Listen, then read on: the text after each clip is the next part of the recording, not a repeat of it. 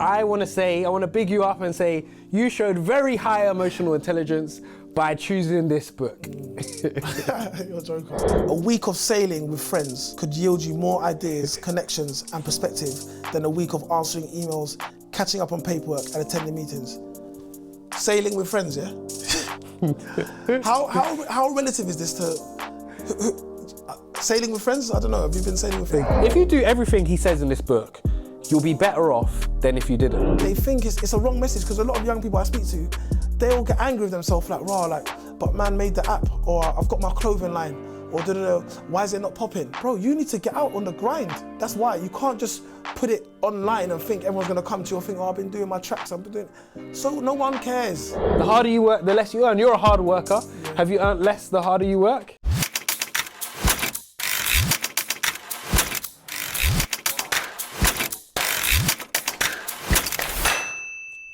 Welcome to The Power of Pages, where we review books that ignite your mind, elevate your life, and drive your ambition. And I go by Ty. I'm Mr. Fly. And this episode, we are reviewing Key Person of Influence by Daniel Priestley. And I wanted to start off by saying that last episode, we reviewed Emotional Intelligence. Yes. And I want to big you up and say you showed very high emotional intelligence by choosing this book. You're a joker. Yeah, why'd you say that? Well, I guess, will you give the viewers some context on, why you chose this book? Yeah, I mean, I chose the book, so I was introduced to Daniel Priestley on his interview kind of debate with Gary Stevenson. We reviewed Gary Stevenson's book, The Trading Game, a few reviews ago, so definitely watch it.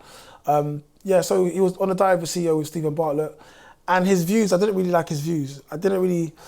He sounded like, I agree more with what Gary Stevenson says, but I was intrigued to Daniel Priestley.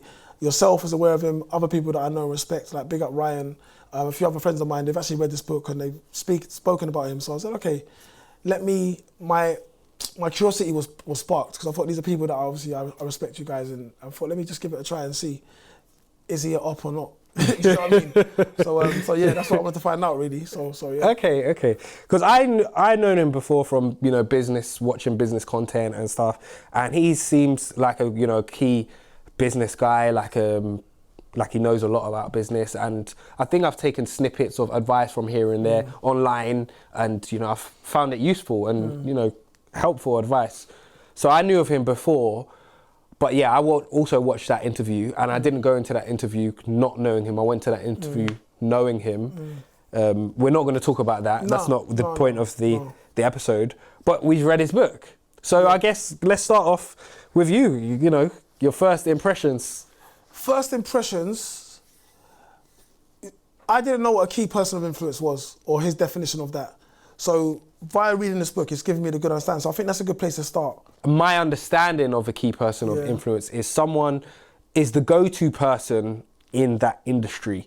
It's like you've got the definition? Well, not the definition, but his opinion is that across all industries, the top opportunities will go directly to a small group of people who present themselves as key people of influence in that field. And he kind of provides a framework of what you need to do in order to become a key person of influence within that field.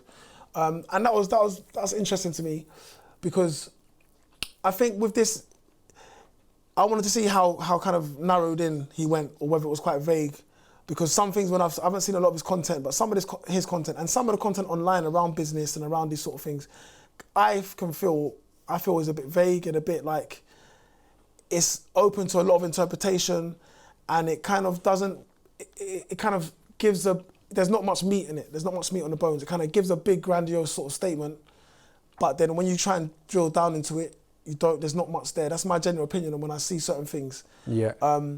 That's mainly based on my own experience. Yeah. But I was just wanting to find out, okay, is there actually meat on the bones? Could you just pick up this book as someone who has, from a novice with nothing, and actually follow the steps and become a key person of influence in that industry and then dominate the industry, as he said? Can this book allow you to do that? That's what I was trying to find out. And do you think you got the answer? Do I think I got the answer? Yeah. Okay. Yeah. But we can talk about that later. Yeah, okay. Well, what I liked about this book is at the end of every chapter, he asks you questions that they're basically self-reflection questions that make you think about your role as a key person of influence, or how to achieve becoming a key person of influence. And I guess the beginning questions, he starts off with, he says, the world has changed so much, like what do you want to do in theory? And it's questions the book asks you. What comes easy to you that is harder for others? If you got to do a month of fully paid work experience, what would it be? And if you had to apply your skills to a project for fun, what project would you like to work on? And then the question is, what did you discover about yourself when you answered these questions? And I think questions like these are really good because they're I'm a big fan of self-reflection questions. But one of the things I guess I don't necessarily like is how easy that a lot of it seems. It's like, just do this, man. And you'll be a key person of influence. Or and that's it. And dominate industry. And dominate your industry. And we've both been in business a while now. And of course, there's lots that I've taken from this book. And actually things that I'm actually now in the process of implementing and actually going to implement in future based off of this book. But I know that that's not going to happen overnight.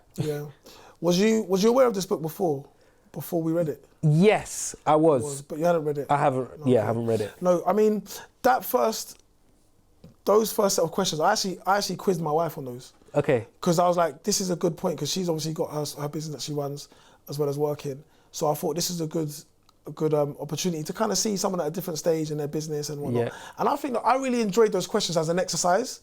Now, is that something that if I was just fresh out of college or fresh, 21, I don't know, actually, maybe, it's hard to say, but they were good questions. I don't know whether they could lead anywhere, realistically, but I guess maybe people... I think they can. I think it depends. Where could they lead to? Well, it could lead you to think, okay, well, actually, I like boxing. Okay, well, let me be a boxing coach. Okay, let me go to a boxing gym and try and get work experience. Okay, I'll go and do work experience. Oh, a job might come out of it. Do you think that would allow you to dominate the boxing? Why are you laughing? No, because it's a good question. Sorry, carry on. To dominate, so that means you're working with world-class, world-level fighters. But not at that stage. No, but it could spark that? Maybe. Following the rest of the book, maybe. It's not following the rest of the book, yes, but following the rest of the book, maybe. And I think following the book, it is a good starting point for sure. It's definitely, if you do everything he says in this book, you'll be better off than if you didn't. I think in your business. Yeah, I can't argue with that. Yeah, no, look, I just think those questions were good, and they spark, because even with me, I was like, you know what, I'm in a good place. Like the questions that I'm asking, the answer is currently what I'm doing, so I'm in a good place. And I was thinking and I kind of thought if things had gone different in my life and I was doing and I was kind of still working, still employed, I'd mostly answer the questions as in line with similar to what I'm currently doing. So I kind of answered it from that perspective, like, right, if I didn't get made redundant, or if I was still working in the school, where would my answers would be in line with kind of similar to what I'm doing now. Maybe not exactly, but similar. So, and I did think it was good. My wife enjoyed those questions as well. I actually posted that up on my stories as well. I got a few messages and DMs about it as well. Okay. So it's evoking. They're really well written questions. One of the interesting things he said, which he's right about a lot of things in this book, is that the world's changed. Things with the internet and social media and things like that, it allows you to be like this phrase that I've heard before, is like global localization. Do you know what I mean? So like you can have an app that is available all throughout the world, and you can sell to people abroad, and you can live on a laptop and be a nomad, is what they call it and stuff. So the world definitely has changed. Careers, in his opinion, the careers are over. Careers are old technology. The new world expects you to be trained. It expects you to educate yourself constantly and bring something new to the table. No job security. Like there's lots of, one thing in this book, I felt there's a lot of like one-liners sort of thing. It was interesting when I saw the length of the book. I said, okay, it's not it's not a long book. It's quite short. It's quite punchy. It's quite punchy. A lot of like, there's just a lot of hits. Hits, which isn't necessarily a bad thing. I want to give a hit that he said. Go for it. Bold statement that, you know, anyway, let me give the bold statement that he gives. The harder you work, the less you earn. Yeah, go on. The harder you work, the less you earn. And I wanted to ask you about this question because his justification of that, yes, is true. As a statement, it's controversial. The harder you work, the less you earn. You're a hard worker. Yeah. Have you earned less the harder you work? No. So well, let's go into context. Yeah, what he says. Go on. Yeah, I was. See my highlight. That's highlighted. That's in bold as well. Yeah. So you can't see that, but it's highlighted in bold. Yeah. So I was thinking, and I'm like, right, because obviously Simon Squibb, and I'm like, right, okay, there's definitely a new age of, because growing up, I definitely listened to these types of people, the Brian Tracy's and Jim Rohns and all that kind of stuff. That was my sort of, Eric Thomas is like the most, and he's not even new anymore, Gary Vee, but these guys they predate Simon Squibb and Daniel Priestley and all the other guys. So they were very much about working hard. So I don't know, maybe that's my ethos. Things like that, I reject it because I'm a hard worker. But then it's like, I'm seeing there's a narrative of like not working hard. But I think it's their definition of working hard is like, they're saying that, oh, just create an app and your app will just go viral or something like that. I think that's kind of what they're saying. But what the remainder of that chapter or that sentence was like, a week of sailing with friends could yield you more ideas, connections and perspective than a week of answering emails, catching up on paperwork and attending meetings. Sailing with friends, yeah? How relative is this to sailing with friends? I don't know. Have you been sailing with friends? I've never been sailing with friends. How many people do you know that could afford to go sailing with friends? Do you see the point I'm making? It's like it sounds so cool and sexy. Like, yeah, just go sailing with friends. That's not really applicable to the people that maybe need it to be applicable to them. Yeah. So it's like, it sounds cool. There's things like that just kind of get for me, what he's done is he's taken a controversial statement and he's used it as a strategy. You know, this book's a marketing book, by the way. Let's not just gloss over that. This is marketing for his course and program. Yeah. But what he does say that I do agree with and I like is, if you were to gather up all the hardest working people in the world, you would not find the top CEOs and entrepreneurs. You would find the people who are struggling to make it up the ladder or struggling to survive at all. And you think about you think about nurses and doctors. People work hard. Okay. People work hard. Mm-hmm. Some probably harder. You work hard. You go home. You look after your children. Mm-hmm. People are out here working hard. I don't think that's the issue. Mm-hmm. So that's what these guys are saying is, it's not about working hard. It's about working hard in the right places. So you're still working hard then? Yes. See what I'm saying? That's the point I'm making. So you're right. I mean, a good example, like a debate you could say I had donkeys ago was with someone, you know, my mum's a nurse and she gets paid this amount in this industry, and nurses do great jobs. We know we love nurses and those sort of things. And in those industries, even the industry that I'm in the voluntary charity sector, we work immensely hard. But our sector, our industries don't pay well. We still work hard. But now they'll compare that to like, let's say, who's the top footballer at the moment? Let's say Messi. Let's just say Messi. Yeah, let's say Messi. No, let's say Ronaldo. So let's say Ronaldo, for example, yeah. At a time, he was the best footballer in the world. In his industry, and he worked hard. Don't say he didn't, because he worked hard. Yeah? He worked hard. But his industry just rewards him more. He gets paid. So you could say they could work, whoever's a nurse working for the NHS works really hard. Cristiano Ronaldo works really hard. However, this industry doesn't pay well for your hard work. Yeah. This industry does pay well for your hard work. Yeah. So they still work hard, but they both still work hard. So that's, you know, I'm never going to get onto this narrative of not working hard. I'm never going to agree with it. I don't agree with it. I think it's quite lazy. And I think it's marketing, it's just controversial. Look, it's got us talking about it again. Simon Squibb got us as well. These guys keep getting me, keep triggering me. I need to be more emotionally intelligent maybe, but yeah, no, I don't agree with it, and I never will. Because I think it's just, because that's what you get now, yeah? Like, a lot of people, like, they think it's a wrong message, because a lot of young people I speak to, they all get angry with themselves, like, rah, like, but man made the app, or I've got my clothing line, or why is it not popping? Bro, you need to get out on the grind. That's why. You can't just put it online and think everyone's going to come to you and think, oh, I've been doing my tracks, I've been doing... So no one cares. You have to go and outside handing up. One of my friends, Jason Lewis, big, like he's done well in comedian and TV and stuff like that. He's done well. Bro, when he first did his first DVD, his thing, me and him was outside raves, handing out his CDs to people, getting air, people walking past blanking. It's not just, you can't just deserve it. So I think this sort of narrative makes people think that, oh, it's just easy. Just make an app. Just set up a TikTok. Yeah. I think if you read this the wrong way, it's a bad message. But I think as well, you know, one of the things he said about what I took from taking a week off sailing, because when I didn't even think, oh, I don't go sailing, or that's not even my world. I just thought, actually, when I've been on holiday and I've taken a week off, I've come back revigorated, you know, I've got new ideas. Yeah. So I was like, sometimes you just need to take time off and take a break and have some fun to then... I agree with you. Yes. The last thing I'll say this so we can move on, Yeah. Like, with exercise, resting is part of exercise. Yes. So in what you're doing, in that motion, part of your working is taking a break. Because you know that taking a break is going to feed the work you're doing later. Do you see what I'm saying? Yeah. So you don't burn out, and you have that space, that clarity, all that kind of stuff. That's actually part of the work. Yeah. Taking a break is part of the work. Do you know what I'm saying? So yeah, man, I just want to say that. So I agree with what you're saying, but I think that's also part of it, because you might even schedule it in. You have a break, work break, all that kind of stuff. So yeah.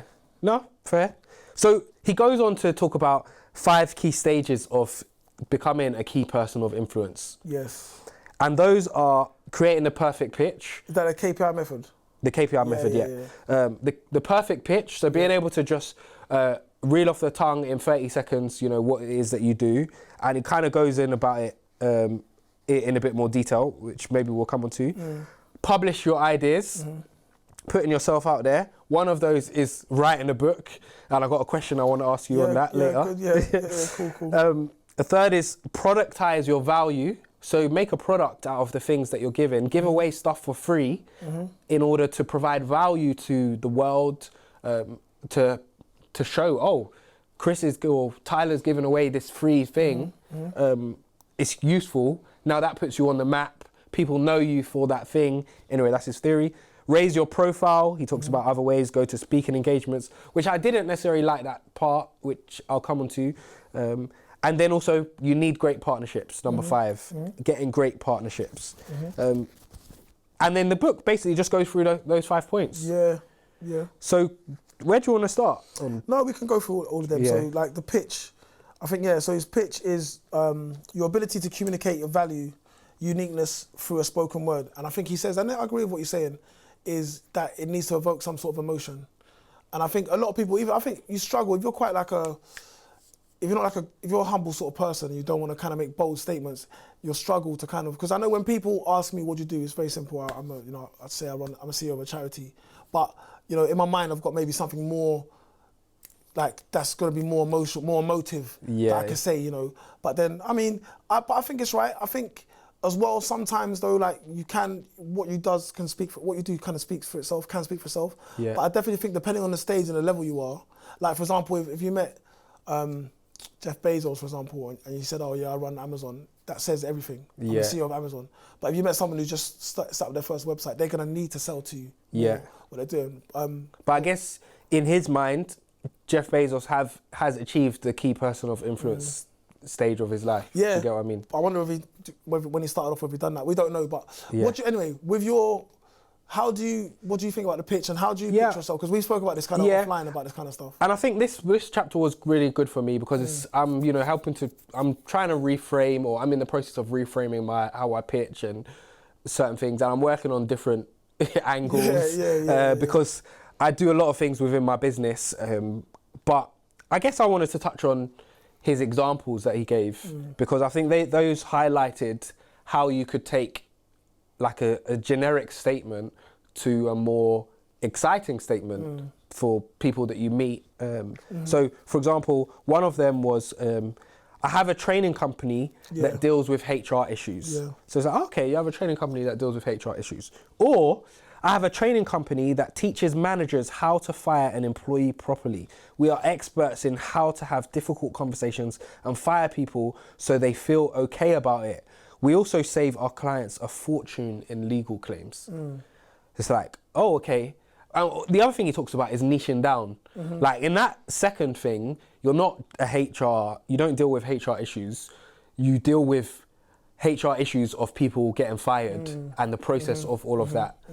So that's niching down. But you've clearly articulated what you do and also the value that you provide to clients. He said that your pitch is centered around problem solving or solving a problem. Yeah.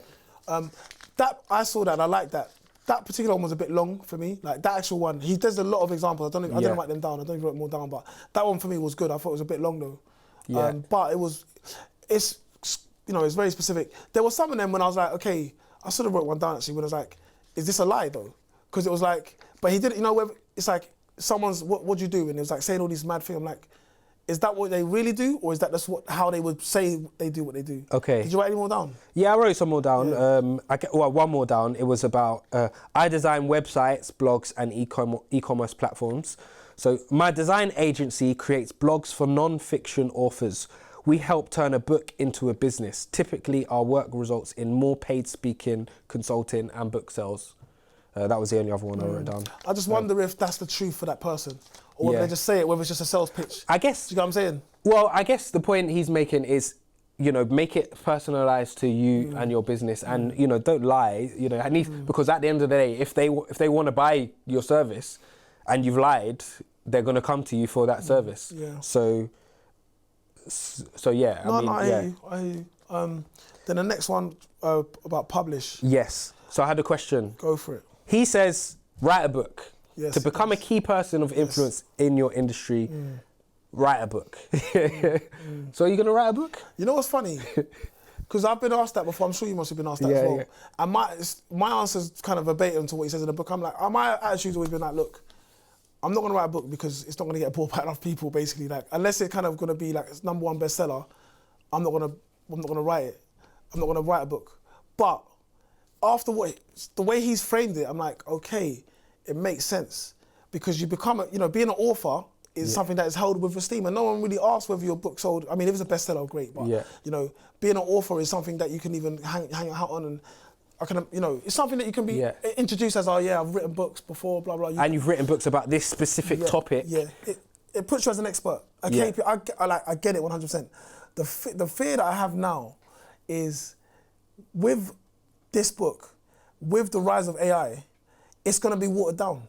Because this is my personal opinion, by the way. Like, I think a lot of people are just going to be writing nonsense books that they're not even really writing. AI's writing it, and they're just putting it out there. So now what goes on, like the example I gave my wife was like, at one stage having a degree sort of guaranteed you a certain level of income, a certain level of prestige, there's still some of those guarantees there to some degree, sadly with a lot of debt. But now, having a degree doesn't necessarily guarantee you that. It's like a degree and a master's now. So I'm thinking too far ahead. I'm overthinking it. But it's like, maybe writing a book isn't going to provide in the next 5 years, because everyone's going to have a book. I don't know. But I don't think so, because I don't think people are writing books. But they're not, that's what I mean, AI's writing. Yeah, no, but I don't think they're even going to say, let AI write me a book, because people might have that same thought. I mean, I don't know what they think, but it's not going to be a bestseller. And AI, that's a whole nother conversation. But I don't think that's a fear, for me anyway, because I know I've got plans to write a book. Well, me too. I think off the back of this, that really made sense to me. Yeah. That really made sense to me. And in my head, my book is at the end of my career, to write about my career. But this book has made me want to fast forward and fast track. Actually, I should write a book about my current, business. And I think, it puts people in a position of authority. I mean, we've read, I forget, Simon Sinek's book, Start With Why. And that book propelled him to be the consultant that he is. I believe prior to that, he was a business consultant. And that book put him on the map. So he's like, he probably charges a lot of money for speaking and whatnot. So I think writing a book. Yeah, just if anyone's, the note, so he wrote about different types of books. So different types of books you can write, niche books on like thought leadership, for example, books of interviews. So find existing key people of influence and feature their stories or ideas in the book. what he said was the drawback of that is that you're not really positioning yourself as a he calls it a KPI. I'm just gonna call it that from now on. Yeah. As a KPI because you're talking about other people. Yeah. You know, so there's a balance, and it made me think of Winners. Yeah. When we read Winners, it was interviews with all these amazing people that done all these things, but we didn't really learn much about the author, which I can't remember his name at the moment. Number 3, books of tips, so giving tips. Number 4, picture book, which was random, but it made sense from a photography sort of perspective, whatnot. Then 5, a creative piece. So yeah, you know what, it made me think. It said once you've decided on the type of book, it's very important to decide the message you want the reader to walk away with. Your book should answer at least one significant question that the reader is trying to answer. Yeah. Yeah. Yeah, so, I mean, I thought that was good advice and a good way to get more work. I mean, the next one, which I'm currently in the process of, and this book reaffirmed it, was products. Yeah. And it was like, you know, products can work alongside services to improve credibility. It can be free training, podcasts, webinars. And I actually offer products on my website or things, digital products like downloads and stuff for free, but in exchange for an email. And that's what's built up my email list, which then allows me to get clients and stuff through that. So products help, and they've helped me on a small scale at the moment. And I'm in the process of making another product. Because he says obviously to create a product ecosystem. Yeah. So is that within, and I think that's very important because, you know, that ecosystem, whether they don't like what's on offer number 1, they might like offer number 2, and then offer 2 might bring it to 3 and stuff like that. I guess I kind of got an ecosystem on my blog section on my website of different things, but yeah, and actually, yes, this new product that I'm creating, I'm using AI to help me create an app. It will feed into my services that I offer. So yeah, it will be an ecosystem actually. There's loads of types of products you could do. Yes. You know, and he says there's 2 main types of products. So products built for high volume to drive relationships, and then products built to deliver high value and drive profit. So there's different types. But he's saying as well, everyone should have a free product. Things like free audio podcast, information kit, app, a webinar series. There's so this book is definitely like a thought piece. Yeah. Depending on what you want to get. What always took away from me, and I'm not going to my rating, but it took away from me, and it always takes away from me when I see people use like Mark Zuckerberg as an example, and Steve Jobs and Richard Branson and all these guys. Yeah. Because they're always like, oh, you know, Mark Zuckerberg dropped out of school, was a school dropout. Yeah, but he went Harvard. Yeah. So he dropped out of Harvard. It's a bit different. Do you know what I'm saying? So it's like, for me, it's just like, it's the same thing of like, oh, go sailing with your friend. It's like, you're just saying these things that, all right, everyone can relate to, everybody knows these people. So I get, maybe that's why you're doing it, because people know who they are. You can't talk about the guy that no one knows about, that you might know that done really well. But it's like, it kind of makes it like, well, if you can't get to their level and become and dominate in your industry as a KPI, it's because you're doing something wrong.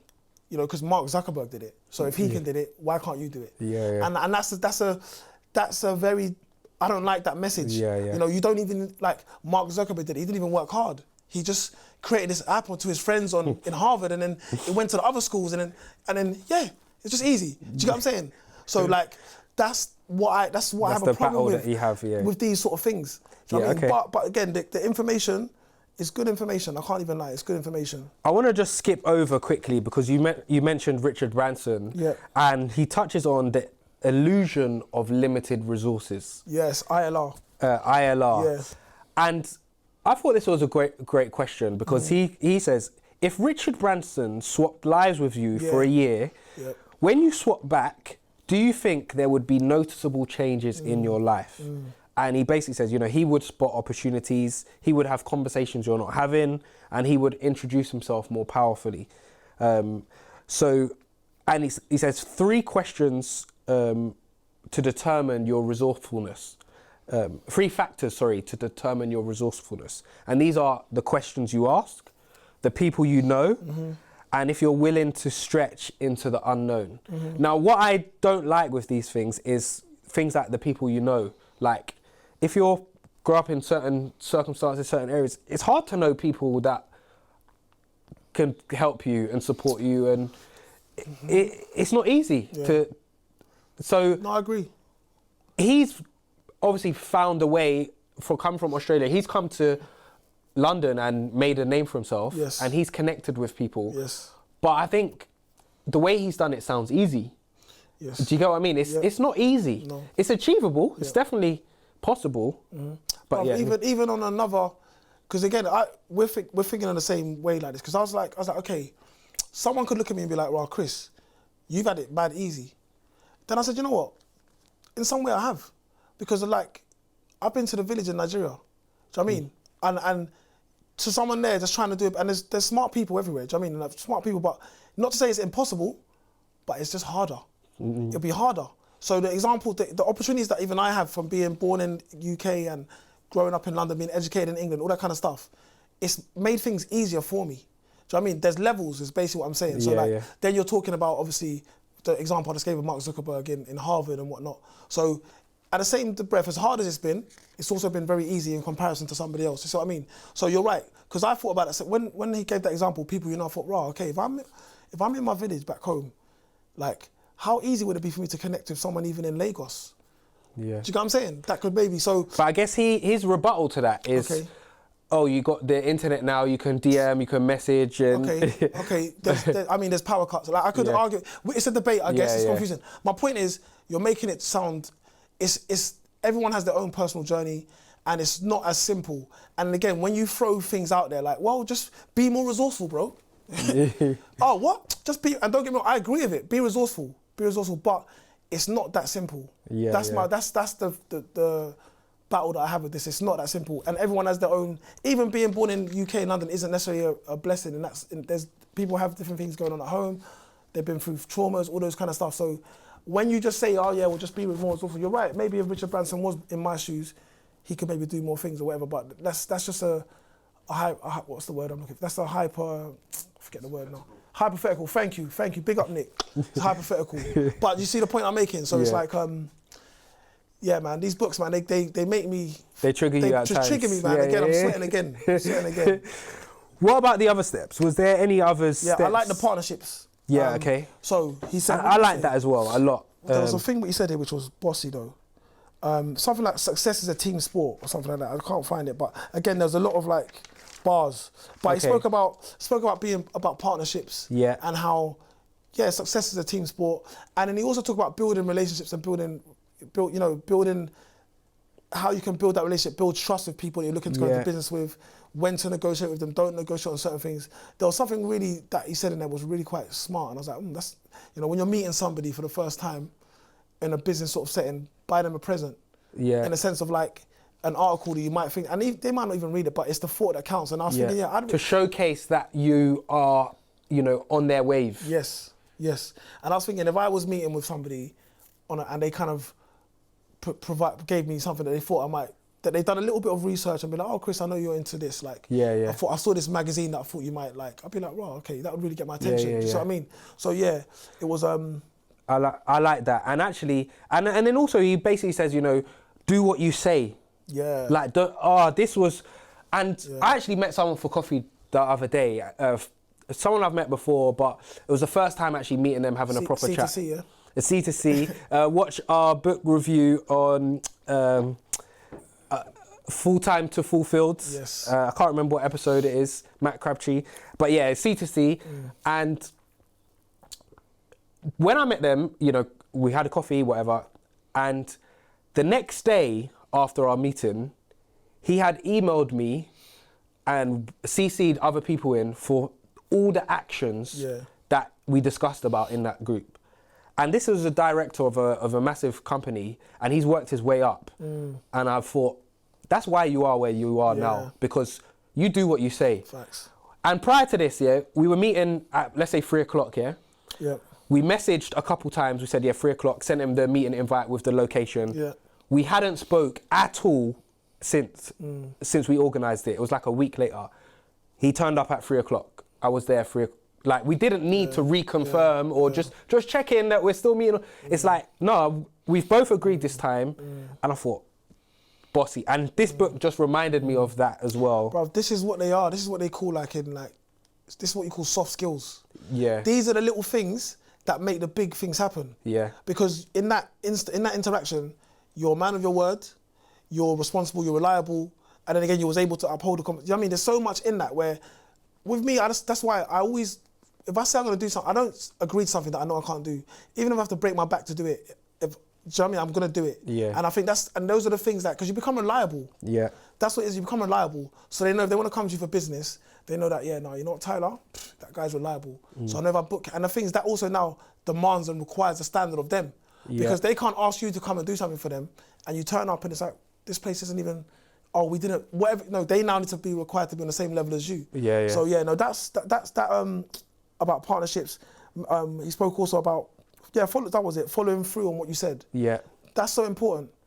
Don't overpromise. That's where people get into the art of blagging and what's it, fake it till you make it, all that rubbish. Nah. Just do what you say you're gonna do. Do you see what I mean? So there was an interesting thing he put as well, like expect magic. Like that was like, okay. But I think it just means like expect the unthinkable, think the unthinkable. Do you see what I mean? So that was quite cool. And you never know when, you know, things come from different opportunities. Just basically putting yourself out there, putting out the energy. And I think the quote that you was looking for was, there's no such thing as a self-made millionaire.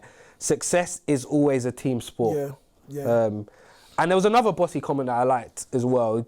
The law of momentum. An object in motion will stay in motion until it meets resisting force.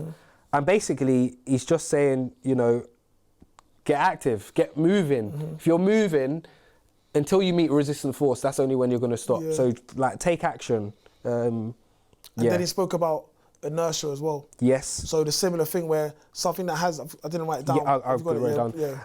An object at rest will stay at rest until acted upon by an outside force. So which one are you? Yeah. Do you know what I mean? Like, which one are you? And that's where, like, look, this book, would I recommend it to someone? Yeah, I would. Because it gives, there's a lot of stuff, there's a good information in here. There's good information in here that you could take and apply. Whether that's gonna get you to dominate your field is, I don't know, but it might be the spark that gets you on the route to dominating. Yeah. Like, do you know what I mean? And I guess, no, I mean, dominate is quite easy to define. So, well, I think, you know, he has a lot of success stories in here. And he mentions a lot of key success stories at the end of the book. And actually, he's got like links on YouTube to these people. So I watched a couple of them, and, you know, they talk about, you know, once they wrote their book or whatever, they started getting more inquiries. And he talks about a guy, I think, on a boat who started to understand, actually this is what it was, he started to understand that he wasn't selling a boat. He wasn't selling, he wasn't selling boats. He was selling the experience of living on a boat. And when he understood that actually he was selling the whole experience, and then started making content around the whole experience, rather than, oh, this is the boat, these are the features, he then started to get more business, etc., etc. And what, the book helped him do that? And the book helped him do that. And I can't remember if he wrote a book, but the content he was making wasn't just about the boat. But this book helped him. Oh yeah, he did. This person did his program. Oh, okay. Yeah. So he's got a course, a program. Okay. I think it's 12 months or something. Okay. So I did his scorecard. Actually, what's good, you know, he's got resources, as he says. Yes. You know, he's practicing what he preaches. Yeah. You've got free resources on the book that you can go onto the website there's and links look. And stuff, right? Yeah, there's links. So there's a scorecard app, and basically you just answer questions, and it gives you a percentage of where you are, basically based on the key person of influence. And guess what? You have to put in your email to access this. So he did it. I did it. He's got my email now, and I think I scored low. Yeah. I got like 23%. It's broken then. No, but the questions he asked, I did score low on. I answered them honestly. That's the other thing, you got to answer it honestly. And it was like, okay, cool. I've got room to work on. But at the end of it, it's like, okay, here's the options now. What now? Okay, well, we've got a 12-month program that can help you. I didn't actually dive into it, but this is a sales book.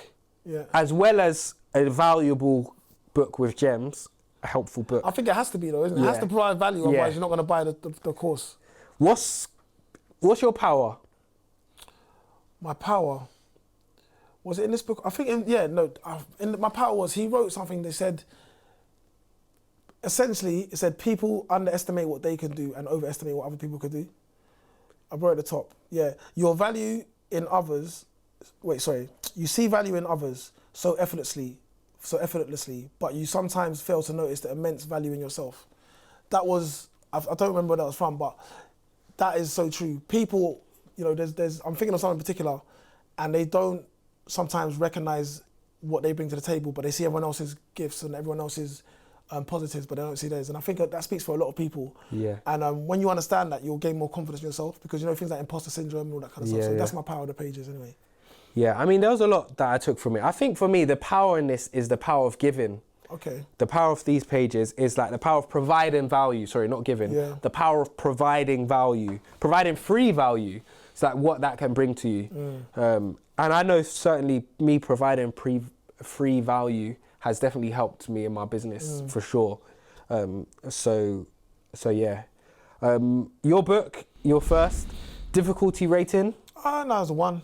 Yeah. I read this book very quickly. Yeah. It was very easy to read. Yeah. So 1. I mean, I agree. I think I put 1.5, but you love to throw a point. Yeah, I like the points in it. You know what I mean? Yeah, it was it's an easy read. 1.5 for difficulty. Star rating. Now, firstly, is Daniel Priestley still an op to you? Because entering this, he was an op. Yeah, no. But I think I don't agree with a lot of the way he kind of puts his message out there. There's a few things I don't agree, and I've already spoken about them. I'm not gonna say them again. But no, man, he's providing value, man. There is value in this book. Like 100%. No, he's not an op. Okay. So what's your star rating? I'll give it a 3. A 3? Yeah, okay. I'll give it a 3. It's a good book. I would definitely recommend it to like a young person, or someone who's not even a young person, someone who's trying to start out their journey, just to kind of understand the basics. Yeah, sorry. No, I was gonna say I would. For me, anyway, it's your turn. Yeah, okay. Let me yeah, not cool. cut in. Yeah, no, I would. It's a 3. I'd recommend it to someone. Just like there's some good value. There's some value in there. Yeah, okay. I'll giving it a 4. Okay. I thought it was good value. I'm not mad at that, by the way. Yeah, okay. I can see why you did that.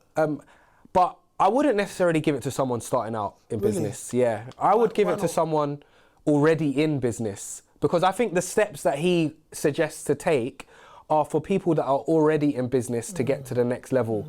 They're not for someone who's just starting a business. Because if you're just starting a business, how's writing a book gonna help you? Like, it's gonna take a year before you see the effects of that. When you're starting a business, you need to get out there and hustle. Like, you need to work hard. But if you're already not according to him, Well, if you already got a business. Not that one. But yeah, if you already got a business and your business is generating income and you want to get to the next level, then you take the actions from this book. They can help you get to the next level. Say nothing. So yeah. No, I hear you. I just think just to put back on that, I think that you could have it as the knowledge. The reason why I would is like, have this as an understanding. Once you're you can come back and read it again. But okay. Yeah. Okay. Cool. Well, yeah. Next episodes, we're actually reviewing something recommended by a loyal subscriber. Big up MJ. And if you're not on our mailing list, join the mailing list. The link's in the description box. And maybe you can be the person to pick our next book review. But How to Change the World, Social Entrepreneurs and the Power of New Ideas. This was recommended by MJ. Join us on the 1 book a month challenge. But this is the power of pages. And we review books.